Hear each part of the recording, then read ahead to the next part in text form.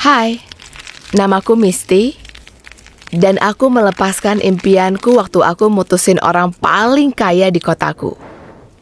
Jadi, sejak kecil, aku itu miskin banget. Waktu aku umur 10, ibuku didiagnosa sebuah penyakit yang bikin ibu nggak bisa kerja. Ibu selalu capek dan suka pingsan kalau ibu berdiri terlalu cepat. Jadi, ibu menghabiskan hari-harinya nonton TV di sofa. Dan itu artinya kulkas kita selalu kosong. Aku mulai memotong rumput dan menyelesaikan kerjaan tetanggaku supaya dapat uang. Dan walaupun dapatnya nggak banyak, tapi itu cukup untuk hidup. Waktu aku masuk SMA, aku ambil 2 kerjaan part-time. Aku nggak punya waktu untuk diriku sendiri. Tapi aku tahu aku butuh kerja untuk menghidupi ibu dan adikku, Rose. Karena aku menghabiskan waktuku untuk kerja, aku nggak punya banyak teman. Aku nggak punya waktu untuk ketemu siapapun. Aku bangun jam 5 pagi, bagi-bagi koran, pergi ke sekolah jam 8, pulang jam 3, lalu kerja di kedai kopi sampai jam 8 malam. Kapan aku bisa main sama orang? Aku pikir aku nggak butuh siapapun. Lalu aku ketemu Riley. Riley mulai datang ke kedai kopiku setiap malam. Dia selalu masukin uang ke dalam toples tip. Aku pikir dia lucu, dan menurut rekan kerjaku, dia mikir aku juga lucu. Umur dia 17 tahun, kayak aku. Aku suka nangkap dia ngelihatin aku, jadi aku mulai merasa agak berani. Aku tulis nomorku di kopi dia, dan aku kasih ke dia. Malam itu dia chat aku, dan semua berjalan lancar. Setiap hari waktu kerja, dia suka duduk dan ngobrol sama aku. Lalu dia chat aku untuk pastiin aku pulang dengan aman. Untuk pertama kali, aku merasa kayak remaja beneran. Dalam beberapa minggu, aku duduk sama dia di mobil jelekku habis kerja. Ciuman. Bahkan, sempat ada pejalan kaki yang ngelaporin kita ke polisi. Kami mulai pacaran beneran. Kita beda sekolah, tapi aku nggak apa-apa. Itu artinya aku harus memanfaatkan waktu kita bersama dengan baik. Awalnya semua berjalan baik, tapi aku mulai sadar sesuatu yang nggak aku suka dari dia. Setiap aku harus kerja di akhir pekan, dia mengeluh. Dia terus-terusan membujukku untuk izin sakit, dan waktu aku jelasin kalau aku butuh uangnya, dia malah kesal.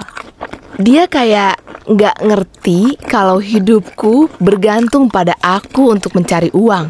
Waktu kami tiduran di mobilku dan ngobrol tentang masa depan, aku suka cerita tentang mimpiku jadi dokter hewan, dan dia nggak pernah bilang apa-apa. Dia nggak punya mimpi. Dia bilang dia nggak tahu apakah dia mau kerja. Dan aku nggak ngerti, kok bisa gitu? Jujur, aku kecewa dia nggak punya semangat. Dia mau ngapain dalam hidupnya? Kenapa dia nggak terbuka? Emang dia nggak mau punya masa depan denganku? Masalah mulai jadi makin parah. Dia mengeluh karena aku nggak seru waktu aku ninggalin dia buat kerja. Di hari dimana aku kerja keras, aku tahu dia lagi duduk di rumahnya, main video game, dan makan makanan yang nggak dia perjuangkan. Ditambah lagi, dia nggak pernah bolehin aku datang ke rumahnya. Kalau mau main, kami hampir selalu main di mobilku atau di restoran. Ini mencapai titik di mana kalau aku melihat pecundang. Situasi makin parah waktu ibuku mulai butuh pengobatan mahal. Aku harus ambil shift tambahan dan aku hampir nggak ada waktu ketemu Riley. Dia nggak pengertian sama sekali. Jadi, di hari Jumat sebelum mulai tahun ajaran baru, aku putusin dia. Aku bilang kalau aku merasa kita nggak cocok dan aku nggak punya waktu untuk khawatirin kebahagiaan dia. Aku nggak mikir banyak tentang itu. Sampai hari Senin waktu aku masuk sekolah, ada anak baru yang datang dengan mobil merah yang mahalnya gila-gilaan. Semua anak kagum padanya. Mau nggak mau, aku membayangkan seperti apa hidupku kalau aku punya uang sebanyak itu. Anak kaya apa yang punya orang tua sekaya itu sampai beliin dia mobil itu? Waktu pintunya terbuka, aku dapat jawabanku. Riley. Dia mengedip ke arahku waktu keluar dari mobil. Di saat kantong mataku hitam dan aku memakai kaos yang sama 5 hari berturut-turut, Riley memakai kalung emas dan pakaian bermerek. Apa-apaan? Dia dapat uang dari mana? Aku nggak perlu lama bertanya-tanya. Riley mendatangiku di lokerku dan bertanya apa aku udah kangen sama dia. Aku kesal dan bertanya apa dia habis nyuri bank. Dia bilang keluarga dia memang selalu kaya. Tapi di akhir pekan, bisnis ayahnya dibeli oleh perusahaan besar dan dia jadi miliarder. Aku kesal banget. Aku kerja mati-matian setiap hari, sedangkan dia yang punya uang. Aku membanting lokerku dan berusaha pergi. Riley menyudutkan aku dan bilang kalau aku beruntung karena dia mau menerimaku dan membantuku.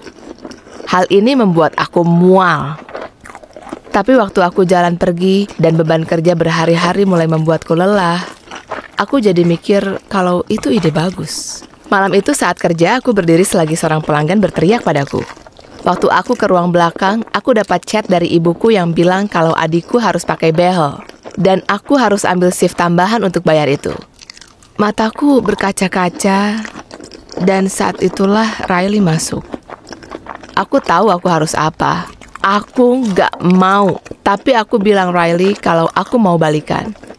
Dia meloncati counter dan menciumku, tapi aku merasa bersalah. Setelah kerja, dia ajak aku ke restoran mewah.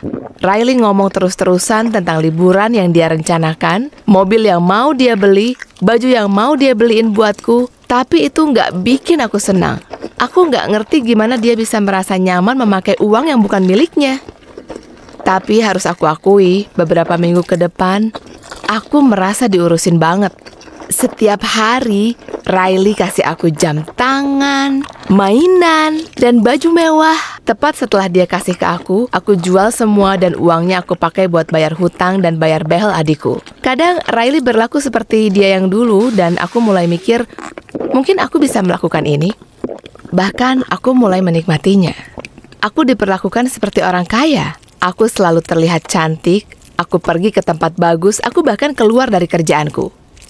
Tapi ini mulai membebaniku. Suatu hari adikku bilang dia mau cari pacar kaya seperti aku. Ini bikin aku mual. Aku nggak bangga akan apa yang aku lakukan. Aku sadar aku jadi contoh yang buruk baginya. Saat itu juga, aku tahu aku harus putusin Riley dan ambil kerjaan lamaku. Tapi waktu aku pergi ke tokoku untuk ngomong ke bos lamaku, Riley menyergapku. Dia bilang dia punya kejutan untukku. Tiba-tiba, aku sudah berdiri di bandara memegang sebuah tiket ke Paris.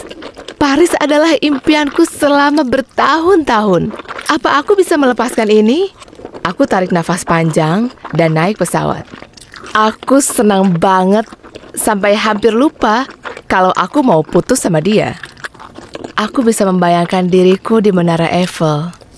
Tapi di first class, pramugarinya menawarkan kami minum.